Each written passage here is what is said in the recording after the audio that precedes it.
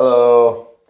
Texture chisels are super easy. I don't know how else to just jump in. So it's super easy. It's very forgiving. So don't be afraid of trying some new stuff. So essentially, we're just going to grab some stock that is pre-prepared. Now, there's two ways I like to think about this. It's going to be flat or not flat, and I find a flat with just the corners barely taken off is really not a bad place to start, because you can always bring and file the sides smooth again. Why would you use a not flat one? If you're using a chisel for like a gathering motion, more like an uchidashi style chisel, that's why you might go more rounded. Why would you go flat? A flat texture chisel will essentially, gosh man, it's just really because of backgrounds, I think. Suffering from not rehearsing these and just going off the top of my head. Really, I think it's because it's just pushing down the background, trying to make a matte finish. All kinds of different texture chisels. We're going to jump in with one of the easiest ones, which uses a hand file or a pre-prepared texture to essentially texture a positive to the negative. Okay, so we are just going to grab a nice pre-prepared piece of steel, and we're going to imprint it with a nice little texture.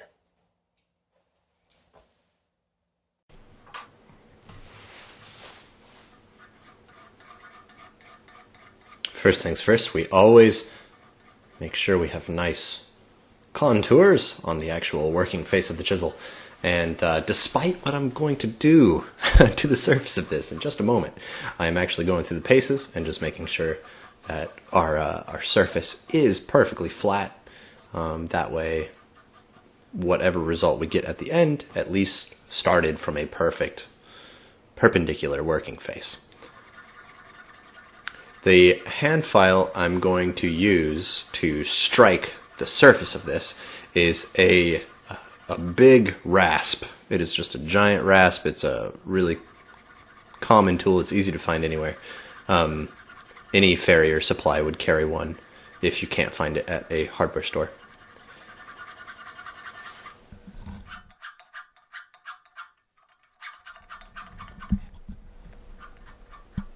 Taking the edges off, because if I leave the edges on, when I strike it, those will create really harsh burr edges, and as you'll see, we'll get some burr edges, but I don't want them to be so gross or over-exaggerated, because otherwise you can lose a little bit more metal or working surface than what you'd like.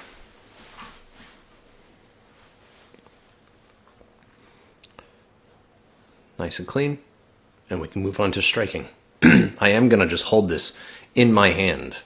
Now the risk you can run on this step is actually hitting one spot too often and actually flattening the work you've done.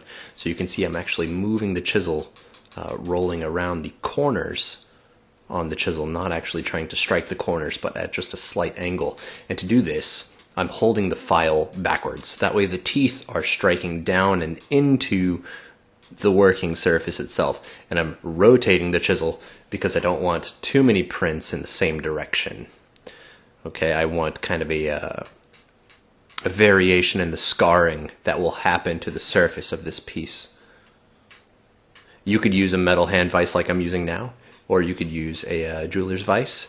I would not recommend using it in a actual bench vise, because you wouldn't be able to roll the chisel and adapt to your, the frequency of your strokes. Here's the rasp itself. It's pretty chunky. It's a very old rasp, and that's why I'm okay using it in this manner.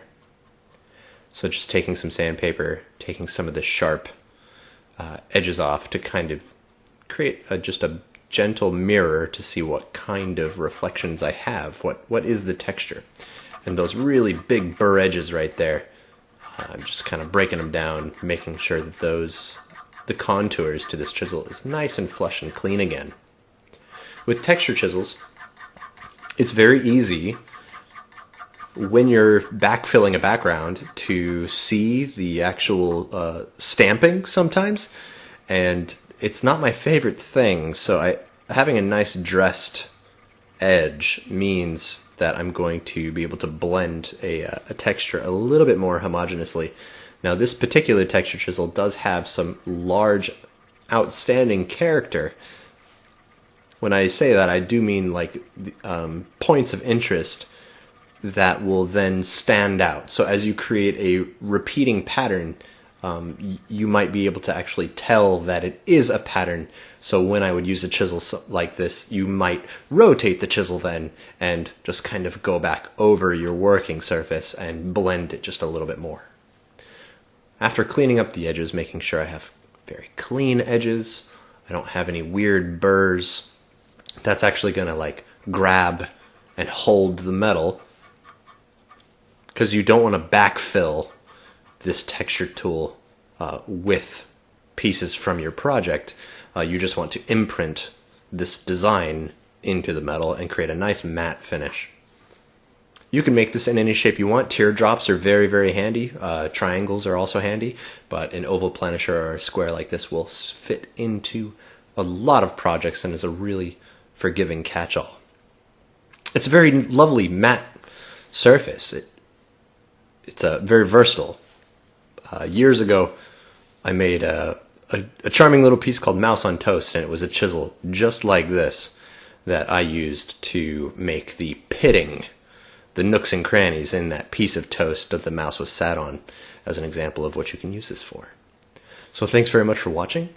Make loads of these. Try different files. Just, again, be careful of not overprinting or double stamping too often as you strike the tool with your hand file, because you can flatten those nice points of interest only too easily and then suddenly have too much of a matte finish. Of course, if that's what you want, then proceed forward.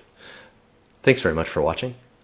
Explore texture chisels all day long. They're super cool tools, and I use them all the time. And I hope this helps you make yours in the future. Thanks very much.